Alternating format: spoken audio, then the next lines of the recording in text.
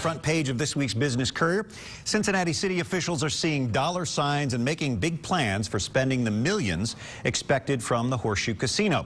Right now, the casino remains a muddy construction site, but the dollars it will generate after opening next spring should be significant, to say the least.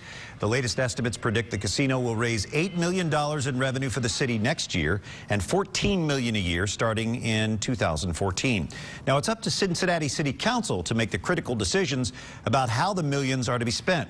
And while its 2013 budget has yet to be released, projections show the city could face as much as a $40 million deficit. So, a major question during Council's upcoming budget talks will be, should the casino money be used to plug budget holes or to spur new development? Business leaders argue investment in economic development is the way to go. City leaders say casino money is not the only option.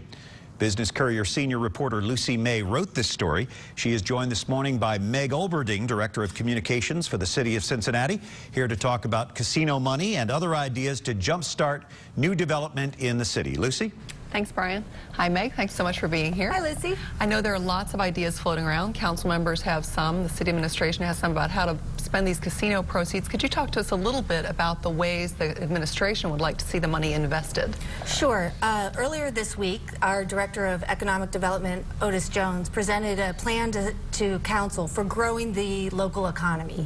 And one of the items in that was to take $6 million of that projected casino money and put it in a pool that would actually create $60 million that we can use in all 52 neighborhoods.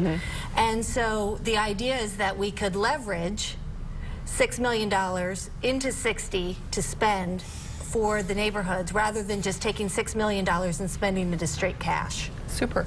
And I know that city administration views that investment as really critical to grow the neighborhood, grow the neighborhoods, grow the city, grow the tax base.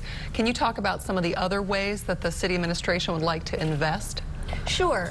One of the things that we're talking about is making sure that we work with our partners. So there's the Port Authority, there's 3CDC and their continuation, and together they're focused on about 6 or 7 of the neighborhoods.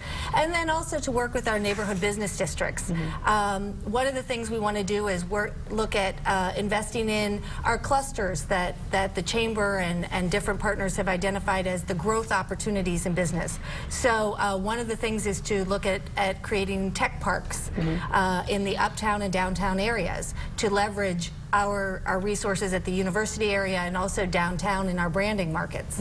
Super, and it sounds like the idea would be kind of repeating the success that 3CDC has had into other neighborhoods throughout the city. Absolutely. I mean, our neighborhoods are worthy of investment. We've got to help our neighborhoods rise, and so this is a way to take some money that we have a new source of money for and leverage it so that all the neighborhood business districts and all the neighborhoods can start seeing that investment. Great. Well, thank you so much for being here. We sure appreciate it. Sure, no problem.